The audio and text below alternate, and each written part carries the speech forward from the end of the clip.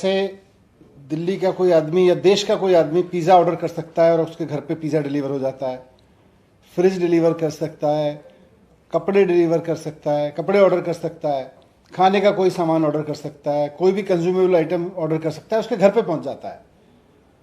तो गरीब आदमी का पीडीएस का राशन भी उसके घर पे पहुंचे, इसके लिए अरविंद केजरीवाल जी ने, मुख्यमंत्री जी ने एक योजना बनाई थी और इस पर हम बात कर चुके हैं कि किस तरह से उसने, कैसे केंद्र सरकार ने इस पर रोक लगवा दी थी।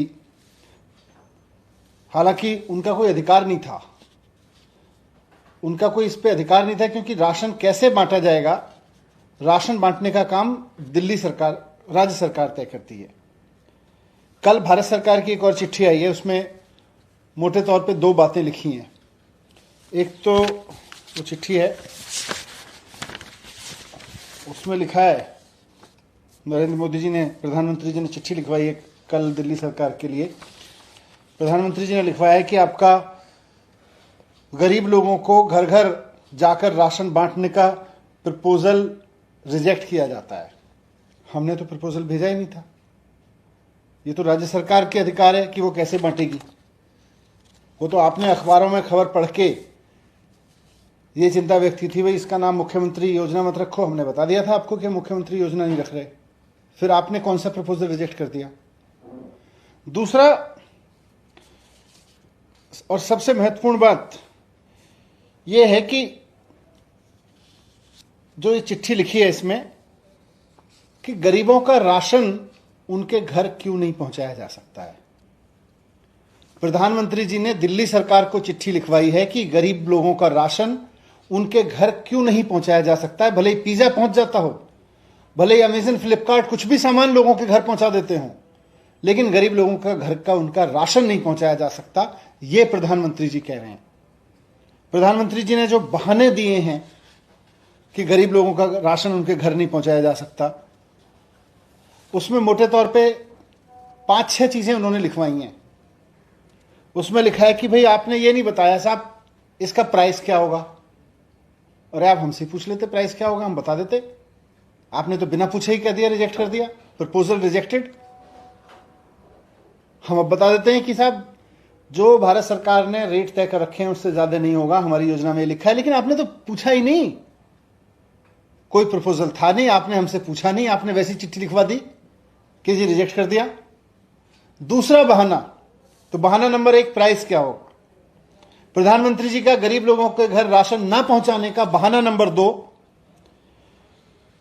कि जिसके घर राशन जाता है पता कैसे चलेगा, उसका पता ठीक है, कैसे इंश्योर करोगे उसका पता ठीक है।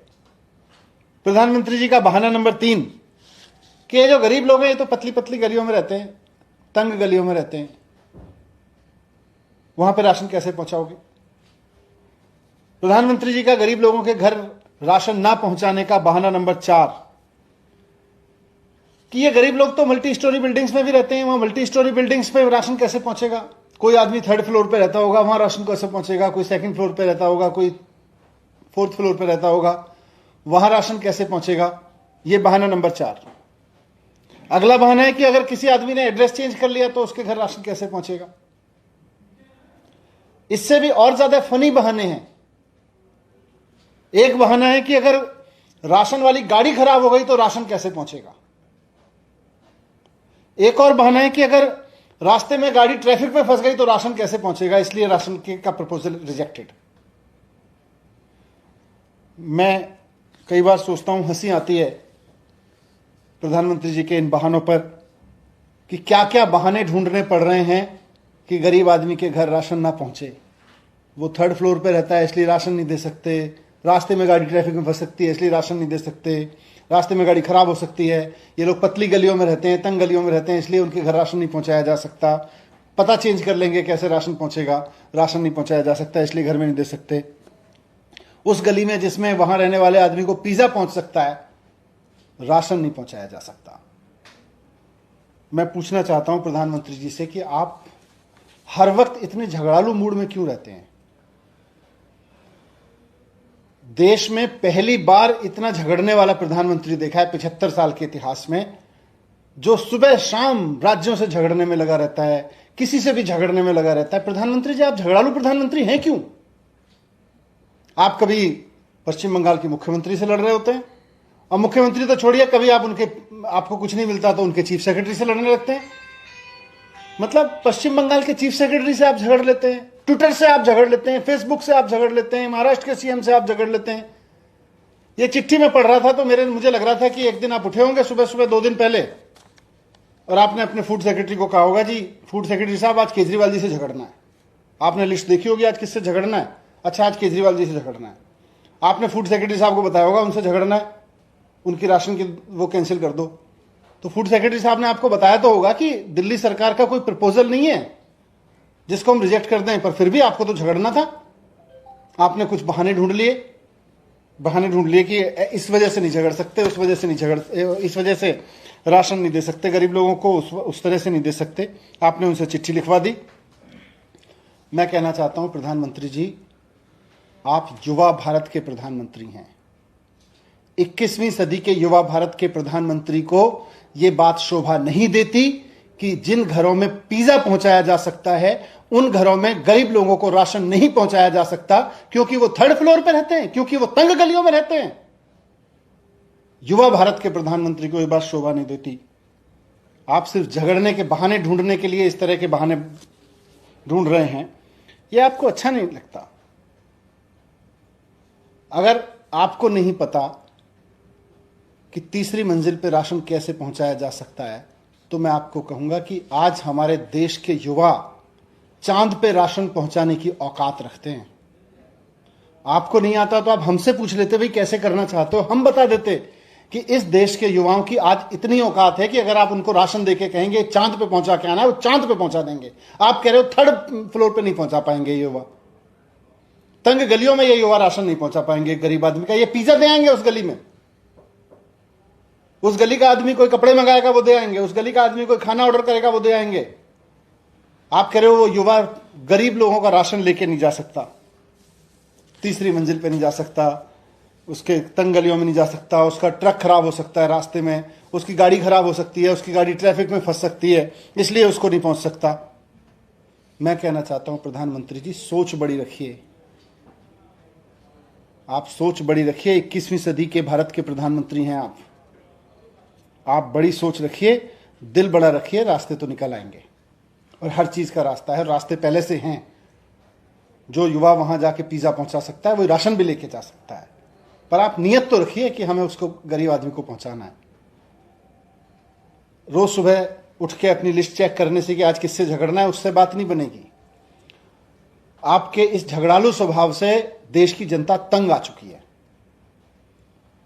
अब जनता चाहती है कि आप देश चलाएं, ये झगड़ना बंद करें, रोज रोज झगड़ना बंद करें, बड़ी सोच रखें, रोज रोज झगड़ना बंद करें, थोड़ा देश चलाने पे काम करें, देश चलाने पे फोकस करें। गरीब का राशन रोकने के आपके बहाने बताते हैं कि ये बहाने आपने केवल और केवल झगड़ने के लिए निकालें। झगड़िए मत। 21वीं सदी के प्रधानमंत्री को चाहिए कि वो ऐसा सोचे जो अब तक ना किया गया हो, वो भी करने की हिम्मत रखता हो अपने युवाओं के दम पे। बहुत धन्यवाद। अमित जी, एक सवाल। सीएम साहब ने जो एलजी साहब को इस बारे में चिट्ठी लिखी थी, उसमें कहा था कि आपसे जो राय मांगी थी वो स्कीम की फाइनल स्कीम के ऊपर नहीं मांगी थी, केवल एक नोटिफिकेशन के ऊपर मांगी थी। आप कह रहे हैं कि अभी भी जो रिजेक्ट हुई है, जब प्रपोजल भेजा ही नहीं तो रिजेक्ट क्या हो गया? तो आप मतलब क्या सरकार ये कह रही कि स्कीम अभी भी वहीं की वहीं है, और क्या आप लागू करने की तरफ आगे बढ़ रहे हैं इस तरह का कुछ? नहीं, लागू तो उसको करना ही है, लेकिन ये एलजी साहब से रिजेक्ट करा देंगे, फिर इस तरह के बहाने लगा के रिजेक्ट करेंगे। तो हम ये भी कहना चाहते हैं कि प्रधानमंत्री जी के स्वभाव में झगड़ना हो गया है, हर सिख से झगड़ना चाहते हैं, राशन की स्कीम पर झगड़ना चाहते हैं। क्यों झगड़ना चाहते हैं राशन की स्कीम पर?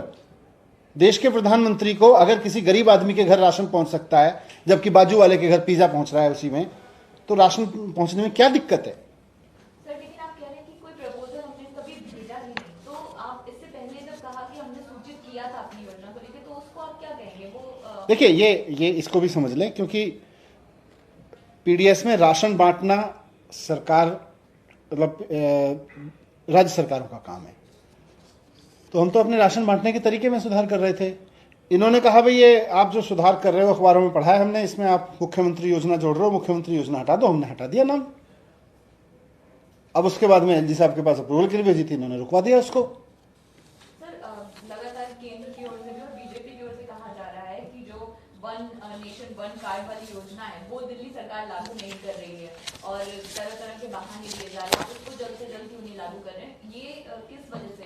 देखिए 75 लाख लोगों को 2000 दुकानों से राशन मिलता है और करीब 3.5 करोड़ किलो राशन हर महीने मिलता है नॉर्मल पीरियड में। अभी तो कोविड की वजह से और लॉकडाउन की वजह से ज़्यादा मिल रहा है। नॉर्मल कोर्स में 3.5 करोड़ किलो राशन हर महीने बंटता है। लोगों की सबसे बड़ी समस्या यह है कि दुकानें नहीं खुलती। लोगों की सबसे बड़ी समस्या है कि दुकानों के सामने लाइनें लगी रहती हैं। लोगों की समस्या यह है कि वो कह देता है नहीं राशन, दुकान भी खुलती है तो वो कम देता है। इस सब समस्या का समाधान हम बता रहे हैं कि भाई इसका समाधान है कि जो आदमी जहां रहता है उसके घर पे पैक्ड पीस के राशन पहुंचा दिया जाए, उसके घर पे पहुंचा दिया जाए। उसको दुकान खोलने का इंतजार ही नहीं करना, उसको इस बात का इंतजार ही नहीं करना कि 3 किलो आया कि 5। राशन वाला कह देता है भाई 5 किलो नहीं आया, इस बार 3 किलो आया है। तो ये सारी बेईमानी रोकने के लिए इन 73 लाख लोगों के लिए ये योजना बनाई है।